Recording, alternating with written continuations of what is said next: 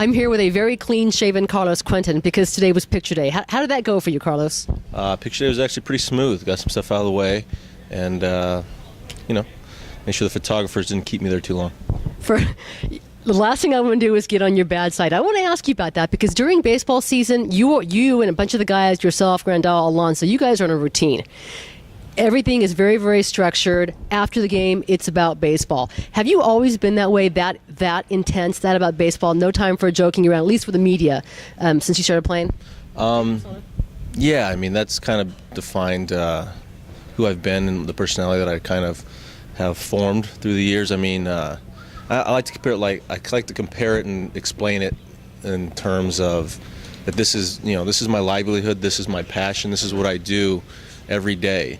If someone was to interfere with your job and what you were doing, I'm sure your routine is just as set. So I mean, there's things that you need to take care of every single day, and as a player, you need to prepare to be on the field, and those things come first and foremost, or else you don't have the opportunity to have the success that you want to have. Mm-hmm. So that's kind of been a theme to how I've gone about my business on and off the field. Now, I'm not as organized as you are, but I know you have your structure. Now, I wasn't sure, as far as players I've covered, whether it's in football or baseball, I think there was two players I found intimidating. One was you, and the other was Chris Young, the pitcher. You did not want to get on his bad side or ask him a stupid question, but I spoke with a teammate of yours, John Baker, who told me what a fun-loving, great guy. You've got to get to know Carlos Quentin. And you two went on a European vacation together in Florence. Can you briefly explain how that came about and how a guy from Cal and Stanford could vacation together and exist together like that?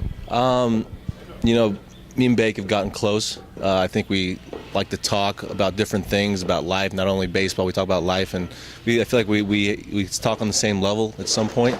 And I think I sent him a text like, "Hey, you want to go to Hawaii?" And he said, "Yeah, I'm in." And then I sent him a text, "Hey, you want to go to Florence? Because I've been to Florence once and I loved it." And he said, "Yeah, I'm in." And then a week later, the opportunity arose. I think me and him split a donation to his alma mater to help the baseball program. Well, apparently they need lights. I have no idea. I mean, back in the day, we were fortunate enough that Stanford Cardinal to have a great amount of success against John and his Cal Bears. And I'll just leave it at that. Okay. Respect their coach, Dave Esker, and have that more respect for my coach then, my manager, Mark Marquez. But we, fortunate enough, came out on top in during those years. But anyways, that's kind of how it happened, and it was kind of spur of the moment thing. Went to Florence, had an amazing time, and we enjoyed the vacation, greatly. I think we had some very fond memories we'll remember in the future. So, sightseeing, you guys let loose, you get to really relax and just really be yourself. And by the way, I do want to ask you that, without getting too much into your personality, what are you like away from baseball? I'm different. There's definitely different two sides of the coin with me. I enjoy life. I like to have fun. I like to smile. I like to laugh. I like to be entertained. I like to do things. Okay. I don't, like to kind of sit very often. I like to do things that are low key but are very entertaining. So it's just, that's just how I release with all the stresses of baseball. I mean, for a long time in my career, I didn't like to let anyone get too close to me and know me that well. I mean, this is it's a business. Do you mean teammates too? I would assume media, but do you mean teammates as well? No, I don't mean teammates as well. I mean mostly the media, okay. Just because, no offense taken, that the media can write good and bad things about you, and I prefer not to read either. So. Not to comment that way. Exactly. So it provided what I thought was something unnecessary for me to continue my path in my career at that time. Okay.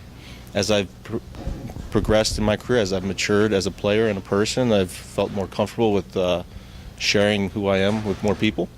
I guess in some level, even more with my teammates. But I value my teammates. I really, it's really important to me to be a good teammate to those guys in the clubhouse. And I think that's something that I work on, and I do my best to contribute to the team on that level. So I think that's of great importance to me. But unfortunately, and no offense to the media, it's not not that high on my priority list. No, I'll remember that. I'll remember that after you hit a walk-off home run or something good happens. You may not want to talk good or bad, but this is my own observation for early in spring training. Number one, you do seem more comfortable with the media for whatever reason. And number two, I don't know what it's more of a confidence factor, but you seemed a lot more self-assured when I saw you in the clubhouse from day one around your teammates. And I'm not sure if it's because you've been with the team for a full year, and I think guys really have looked up to you as a leader, yourself, John Baker, Denorfia types, but for whatever reason, you seem a lot more comfortable in your own skin, as weird as that might sound. Well, I appreciate that. It's something I'm always working on. You always work on it as a player and also as a person. I think having this being my second year with San Diego and being able to be involved in this environment, and the great environment that Buddy Black and his entire staff creates for our team, and to know the quality character of my teammates, helps greatly. I have a lot of respect for the guys in that clubhouse. I have a lot of respect for their work ethic, and I'm excited and extremely happy to be competing with them on the field. I'm not going to ask you about your personal goals, but what are your expectations for this team this season with the guys that you have? A lot of the same pieces from last year.